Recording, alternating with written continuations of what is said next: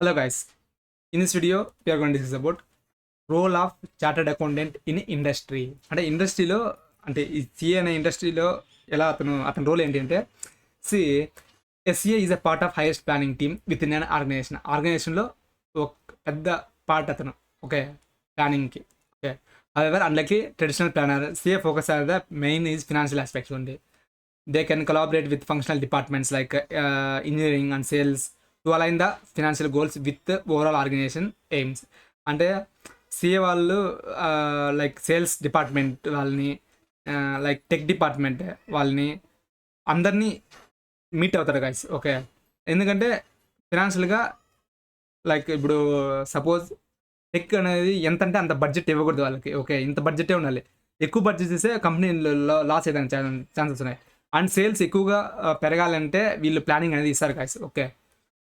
Okay ఎంత sale ఉంది వాళ్ళకి చెప్తారు, మీరు ఇంకా ఇంత ఇంప్రూవ్ చేయండి అనేసి చెప్తారు ఓకే. ఆ విధంగా సో ట్రాన్స్లేటింగ్ ఆర్గనైజేషన్ గోల్స్ చాటకుండా అనే వాళ్ళు లైక్ ఆర్గనైజేషన్ యొక్క గోల్ని రీచ్ అవ్వడానికి ట్రై చేస్తారు guys. CA studies the business thoroughly and they can understood roles different individuals in the different departments. Like sales department యొక్క రోల్ని వాళ్ళ ఏ విధంగా బిజినెస్కి గ్రోత్ అవుతుంది, టెక్ టీమ్ అంటే యాప్ డెవలప్ చేస్తాం కదా వాళ్ళు ఎలా బిజినెస్కి గ్రోత్ అవుతుంది, అండ్ కస్టమర్ యూజర్ ఎలా వాళ్ళు ఫ్రీగా చేస్తారు, ఎక్కువ కస్టమర్స్ ఎలా అట్రాక్ట్ చేస్తారు, ఆ టెక్ డిఫరెంట్గా చేస్తుంది.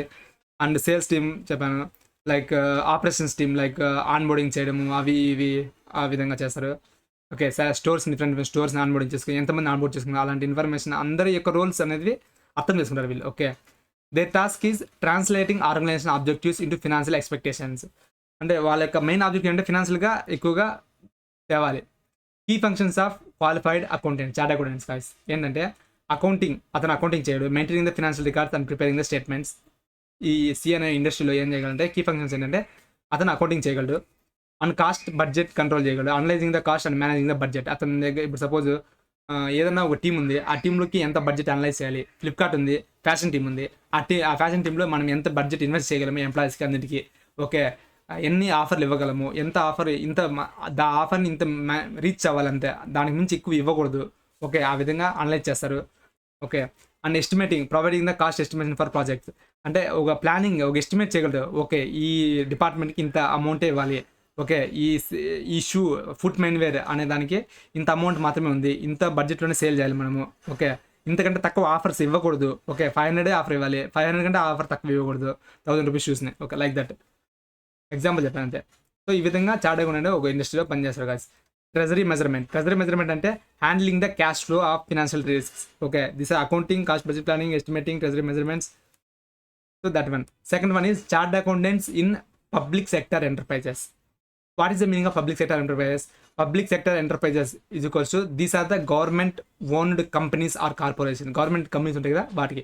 సో వాటిల్లో చార్ట్ అకౌంటెంట్ అనేవాడు ఎలా రోల్ అయిందంటే they play significant role in the national economy. Economy అనేది డెవలప్ కావాలంటే వాళ్ళు ఎక్కువగా రోల్ అయింది. Public sector businesses are not limited to small group of shareholders. They impact the extend their entire nation. అంతే కదా, government అనేది entire నేషన్నే impact చేస్తారు. Next one financial and budgetary control. Like Nirmala Sitharaman ఉంది, బడ్జెట్ కంట్రోల్ చేయడానికి వాళ్ళంతా chart accountants use చేసుకుంటారు guys okay. Managing financial budget and crucial for public sector enterprises. She ensures the effective financial planning and controlling and they oversee how money is used and allocated with in these enterprises. ఎలా amount use చేయాలి, ఏం చేయాలి అనేసి అన్ని చెప్తాడు, budget control చేస్తారు ఫినాన్షియల్గా. Different accounting approaches okay. Public sectors follows a distinct accounting system guys. అందరూ ఫాలో డిఫరెంట్గా అకౌంటింగ్ అప్రోచ్ని ఫాలో చేస్తారు.